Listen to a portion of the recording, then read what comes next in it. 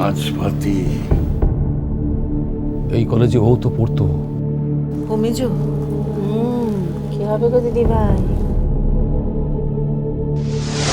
এ কি আশ্চর্য ঘটনা! ধৃতিমানের নাকি আজ আশীর্বাদ। তাহলে এখানে ও কি করে? কি জানি কি হবে, আমি তো কিছু বুঝতে পারছি না রে। তোমরা কি বলছো গো? ওই যে মেয়েটা হাসে দাঁড়িয়ে আছে, ও সাঁঝবাতি। তুই তো ওকে আগে দেখিসনি। ওমা তাই? হ্যাঁ। আচ্ছা, এর মধ্যে কি অন্য কোনো ইঙ্গিত আছে? কোনো অলৌকিক উপায় কি ধৃতির সঙ্গে মুন্নির মিলটা হতে পারে, নাকি আমারই মিথ্যে আশা? মেজো, ঠাকুর ঠাকুর করে ওদের মান অভিমান সব যদি আজ এখানে মিটে যায় কি ভালো হয় বলতো। ঠাকুরকে গিয়ে না আজ বেশি করে পুজো দেবো। নমস্কার। আজকের এই শুভ সন্ধ্যায় আপনাদের সকলকে জানাই স্বাগত। আমাদের আজকের অনুষ্ঠান কবিগুরু রবীন্দ্রনাথ ঠাকুরের সাপমোচন নৃত্যনাট্যের কিছু নির্বাচিত অংশ। শুরু করছে সাপমোচন। সুরসভার অভিশাপে গন্ধর্বের দেহশ্রী হল বিকৃত। অরুণেশ্বর নামে তার জন্ম হল গান্ধার রাজগৃহে।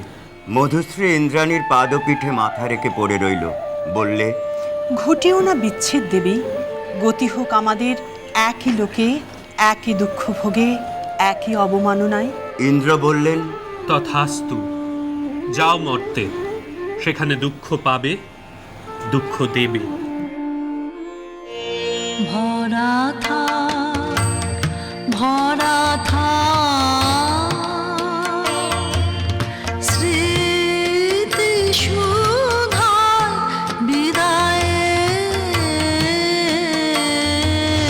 পাত্রখানি ভরা থা ভরা থা।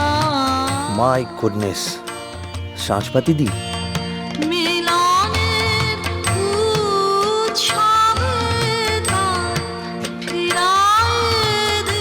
দাদা ভাই আর সাঁঝবাতি দি কতদিন পর একই সঙ্গে মঞ্চে উঠে গান গাইছে।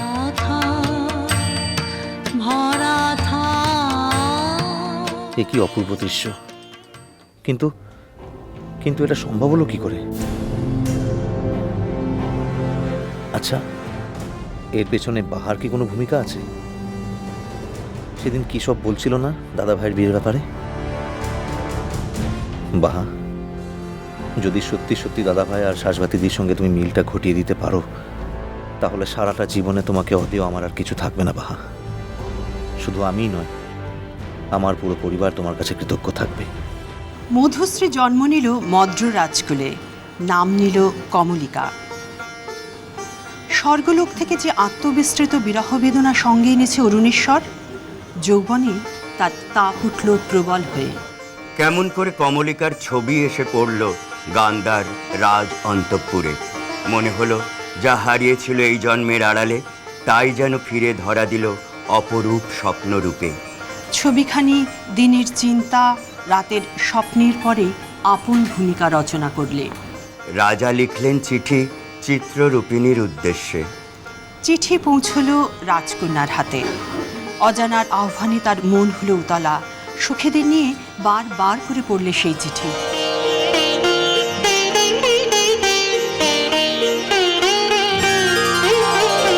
দে পড়ে দে আমায় তোরা,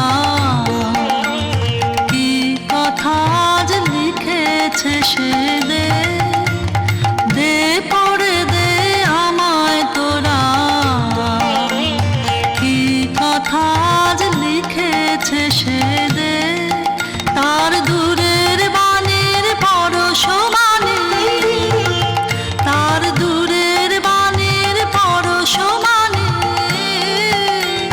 লাগুক আমার প্রাণে সে দে। দে পড়ে দে আমায় তোরা, কি কথা আজ লিখেছে সে দে। গান্ধারের দূত এলো মদ্র রাজধানীতে। বিবাহ প্রস্তাব শুনে রাজা বললেন, আমার কন্যার দুর্লভ ভাগ্য। চৈত্র পূর্ণিমার পুণ্যতিথিতে শুভ লগ্ন।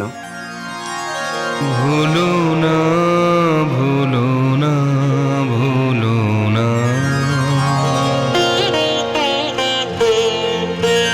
সেদিন দুজনে ভুলেছিল বনে, ভুলো ডোরে বাঁধা ঝুলো না। সেই স্মৃতিটুকু কভু ক্ষণে ক্ষণে যেন জাগে মনে, ভুলো না ভুলো না ভুলো না। সেদিন দুজনে ভুলেছিল বনে, ভুলো ডোরে বাঁধা ঝুলো না।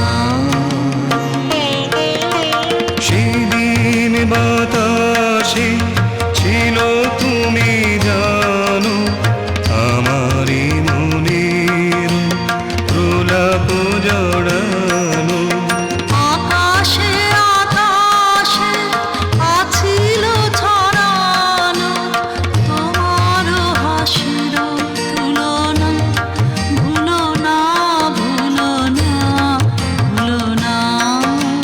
সেদিন দুজনে ভুলেছিল বনে, ভুলো ডোরে বাঁধা ঝুলো না। যথালগ্নে রাজহস্তির পৃষ্ঠে রত্নাসনে রাজার প্রতিনিধি হয়ে এলো অরুণেশ্বরের বক্ষ বিহারিণী বীণা। রাজার অশ্রুত আহ্বান সঙ্গে করে সখীরা দূরদৃষ্ট বন্ধুর আবাহন গান গাইলে।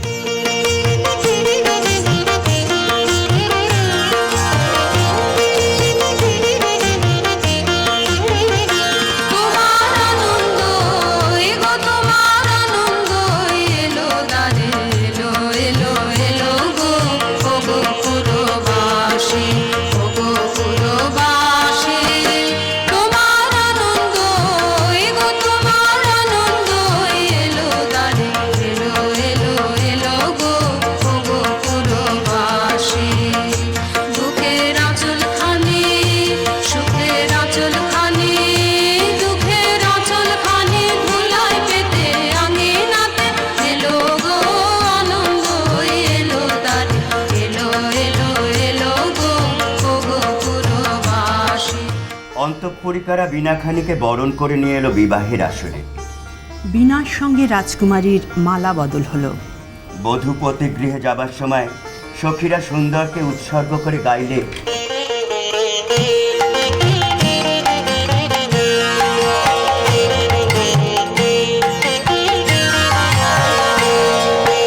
রাঙিয়ে দিয়ে যাও যাও যাও গো এবার যাবার আগে, রাঙিয়ে দিয়ে যাও যাও যাও গো এবার যাবার আগে। তোমার আপন রাগে তোমার গোপন রাগে, তোমার করুণ হাসির অরুণ রাগে, অশ্রু জলের করুণ রাগে। রাঙিয়ে দিয়ে যাও যাও যাও গো এবার যাবার আগে। রাজবধূ এলো পতি গৃহে, দীপ জ্বলে না, ঘর থাকে অন্ধকার। সেই ঘরে প্রতি রাত্রে স্বামীর কাছে বধূ সমাগম। কমলিকা বলে, প্রভু, তোমাকে দেখবার জন্য আমার দিন আমার রাত্রি উৎসুক, আমাকে দেখা দাও। এসো এসো আমার ঘরে, এসো আমার ঘরে। মিষ্টি কুটু মিষ্টি কুটু মিষ্টি কুটু।